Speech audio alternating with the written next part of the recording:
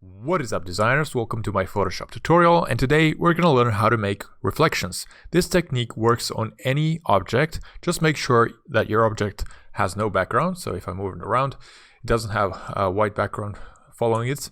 So how do we actually do it? So let's jump into a new file where I have just the object itself, and it's actually incredibly easy. All you need to do is copy it, reduce opacity, and retouch it a little bit. So first thing you want to do is press Alt or Option key and drag the object down. Now if you want to be more precise, you can also press Shift on your keyboard. That's going to lock the object in the middle, or rather on the horizontal line, so it doesn't escape on the sides. So we're just going to drag this down here and release. After that, I'm going to press Control or Command T. That is going to give us the transformation tools here, and I'm just going to right click this area and flip vertical. So that's what we're gonna get. So this will give us the reflection we need.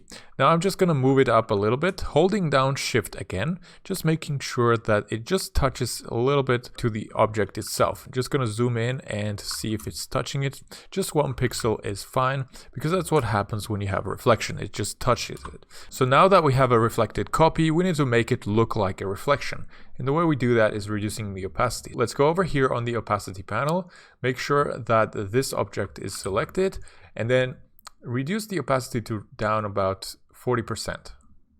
Once you do that, there's one more thing left to do. Click the little Japanese flag down here. That's going to give us a layer mask.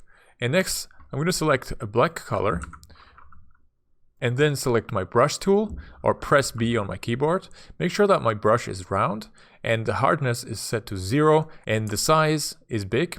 And I'm just gonna press on the lower part of the object. So the further your reflection is from the object, usually in real life, it fades away even more. So that's the effect that we're going for here. So I'm just gonna click here and there, and we're gonna get this amazing effect. So that's how you do it. If you enjoyed watching this video and you learned something new, let me know by clicking the like button.